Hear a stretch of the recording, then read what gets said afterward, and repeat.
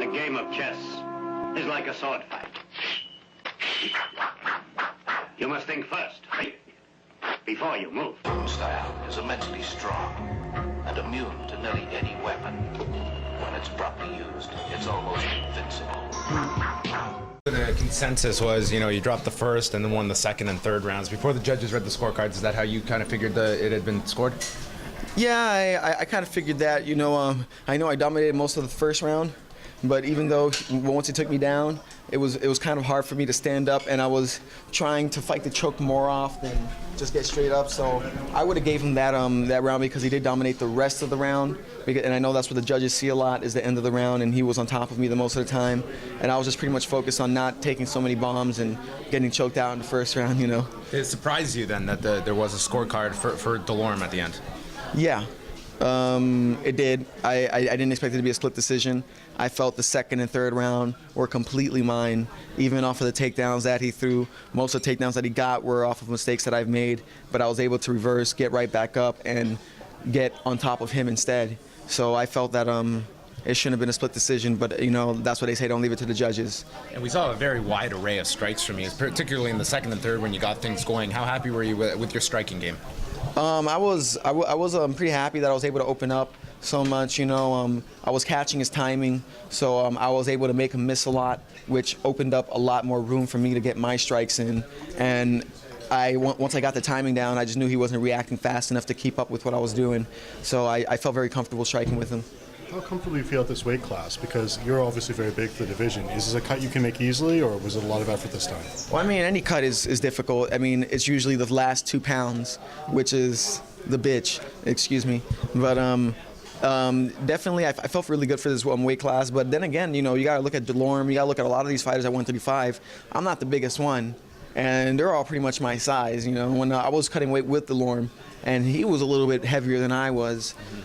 I guess I'm a little bit more rangier, a little bit taller, so I got the benefit of reach advantage. But definitely he felt strong. He was definitely around my size and whatnot. So the cuts, whatever. But I do feel comfortable at this weight class. You cut the pro with how many pounds you think? Yeah, I was cutting weight with him. Really? Just you sitting together? Yeah, we're just sitting together chatting about weight cuts and all the food we're gonna eat afterwards, parties we've been to, just regular guy stuff. He was a pretty cool guy though. He posted a picture earlier today that he was already up to about 155 pounds. Is that roughly the size you were going into this fight as well? No. The most I ballooned up to was probably 148. I'm not that big. I'm just tall, but I'm really skinny. I've always been a skinny boy. So. So what food are you going to be looking forward to eating after this? Well, I'm pretty much a vegan all year round, but after fights, I do allow myself to have some meat.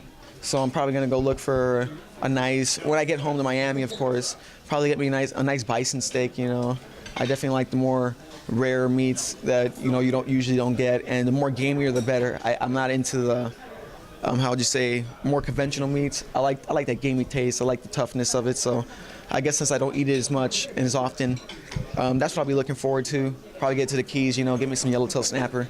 Sounds good to me. Considering that your last fight is now no contest, did you feel any pressure coming into this fight that you really had to perform?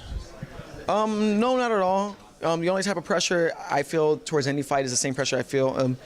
Everything is crazy. Everything I'm questioning myself. Everything I'm like, oh, what am I doing this for? Do I really want to be a fighter? Until they lock me in that cage and I feel comfortable. And it's funny, I feel most free locked in a cage. It's pretty weird. Did you go through any kind of just a lull in terms of just fighting, coming off the test back in March with marijuana and everything? I mean, was that kind of a low point for you, just having to deal with a lot of that, and a lot of people kind of Pat Healy as well on this card, dealing with a lot of that going into this card tonight? Well, I feel everything's an opportunity. Once that happened to me, it was kind of like, honestly, look, I was an avid weed smoker, for a while, and then I always tell myself, I am a professional fighter. I'm in the UFC. One day I'm gonna have to stop doing this. And I would tell myself that, but never really take the action. So when this happened, it kind of just slapped me in the face. I'm like, now I'm gonna have to do this. Now I'm going to do this. So I stopped, and hell yeah, it was a lot better for me. I got right back into the gym immediately, and for 6 months I was training for this fight. Even though I knew I was fighting, before I knew I was fighting Lorm, I was still training every single day, twice a day. I had more energy. I didn't have any excuses. I didn't wake up in the morning, you know, burnt out from last time, like, I don't really gotta do this. No, I went in there and I put my work in. So I came in here really confident that I knew that I was going to come in here and do exactly what I wanted to do, which happened in the fight. So not smoking weed is a performance enhancer then? Oh yes, of course. Definitely. So how do you feel about the Las Vegas Commission's decision to increase the limit for weed? It don't matter to me because I don't smoke anymore. Completely giving it up? Oh yeah, you know, I got a few years as a fighter in this career, you know, and they're my young years. I got plenty of time if I retire. If I want to go back and smoke, then I can smoke up a storm if I want to. But for the meantime, right now, I'm young. I'm going to put my body to work, and I'm going to do what needs to be done. So, you know, we don't have this opportunity forever. You know, time is the only thing we can't get back. Money, I can make it back. I can get a regular job. I can break bricks for a living and still make some decent bread. But other than that, we cannot get this time back. So I want to utilize this time as, efficient as possible. Well, even though it seems like it was a good thing for you, to quit, do you feel like if you had it your way, a lot of guys will say, hey, why even test for it? I mean, if you had it your way, would you just strike it off the list of stuff they even test for? I want to know why. If they test for it, I have to know the reason why. If they say it's a performance enhancer, then I don't agree with it. You know, but if it's just for like ethics and conduct, then okay, I understand. You know what I mean? We don't live in a society that is widely accepting of this, you know, even though it really doesn't do anything. I mean, alcohol is a lot worse for you than that is, you know what I mean? There's more. Move to Canada, we're much more accepting of it. Oh, it's okay, you know, I love Miami, it's paradise over there. But I'm not a cold person.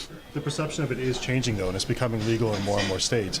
If it becomes legalized, do you think they should just strike it from the list? Yeah, they can strike it from the list. You know, I don't think it should be on the list, period. But me doing it, I know that I'm a better fighter, and I train a lot better, and I work a lot better without it. So when I'm done fighting, I probably will do it again. You know, like, I'm not lying. You know, I like this stuff. But while I'm fighting, I know I'm a lot better. I have more energy. I'm more awake.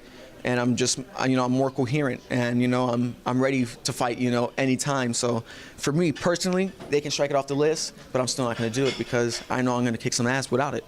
Surely that's the point, that if you are more coherent, you are sharper, you're getting punched in the head for a living, so you need to be as a fighter. Yeah, of course. That's the reason why it's on the banned list. Well, I guess so. It seemed like you wanted to keep a fight standing in this fight.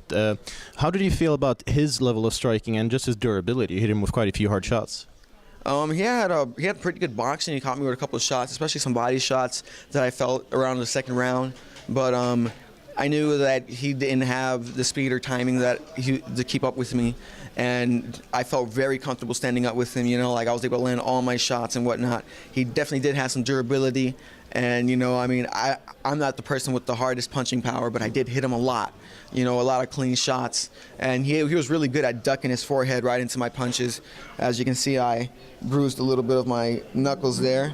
But other than that, he definitely took a lot of shots, you know, very good. There was some that I saw hurt him, you know, where his coaches, I would hear his coaches say, get him now, you know, there's no power behind that. But he was like, oh, fuck you, you know, I'm not going to do that. But other than that, yeah, he definitely was a durable guy, you know, definitely. And it's one thing I've been meaning to work on is, you know, packing a little more power in my punch. So I'm definitely working on that still because I do land a lot. But then again, to land a lot, you can't necessarily throw with everything you have, you know, because then you're going to be on the other side empty. You know what I mean? So, were you expecting to finish him in this fight? I'm always expecting trying to finish. You know, there was a couple times where I went for the chokes, but they weren't slipping in. There's a couple times where I saw that I heard them and I tried to rush in to get some more punches in. But I mean, the guy has a hard head, so it's just, you know, I'm always trying to finish my fights, but it didn't go that way. So I just try to dominate every second of the fight that was possibly mine. Now, obviously, Rolling hit you with a really good shot in the first round and dropped you, and you survived it and came back to win. Do you feel like your own heart and your own durability are underrated in the division? Well, I guess so. The shot didn't really drop me. He hit me, and I was kind of leaning back, and then I didn't see the cage behind me, and he was able to get the takedown off of that. You know, he did catch me clean, but I was already moving back, so it was kind of like a glancing blow, and instead of circling out like I was doing in the second and third, I walked straight back, and then I was like tripped up over myself. And definitely I do feel that way. A lot of people do downplay my durability, my heart, you know, in the fights. You know, I guess a lot of people think that like, oh, this guy is just a skinny guy with an afro. I'm just gonna go in there and I'm gonna run right through him. Well, you know, you're known more for evasion than for like having a chin and toughing it out. But is that what you showed tonight? Was like, I can do both. I can take a punch as well. Oh yeah, I mean I've taken plenty of punches, especially at the Figueroa fight, the big kick to the head. I was pretty much knocked out the entire fight, and just on instincts, I was able to dominate him completely, minus the low blows that cost me the match. But other than that, I mean, I've been hit pretty hard plenty of times. I spar with a lot of tough people, especially with Ben Henderson. He hits really hard. I sparred with Hector Lombard before. I mean, this guy doesn't know how to hold back. You know what I mean?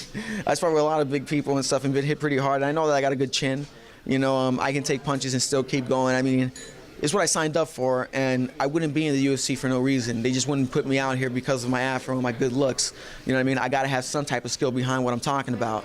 So definitely, I guess this fight showed that I have that I'm able to tough it out. You know what I mean? Especially because he had my back a long time. He had a lot of opportunities to get the throat and everything. He actually had it slipped under inside my throat one time, and I was able just to fight out of it. So I feel like I definitely showed a lot of heart there. Yes, sir. Thank you very much. Good fun. Thank you, sir. Thank you. Congratulations. Thank you. A game of chess is like a sword fight. You must think first, before you move.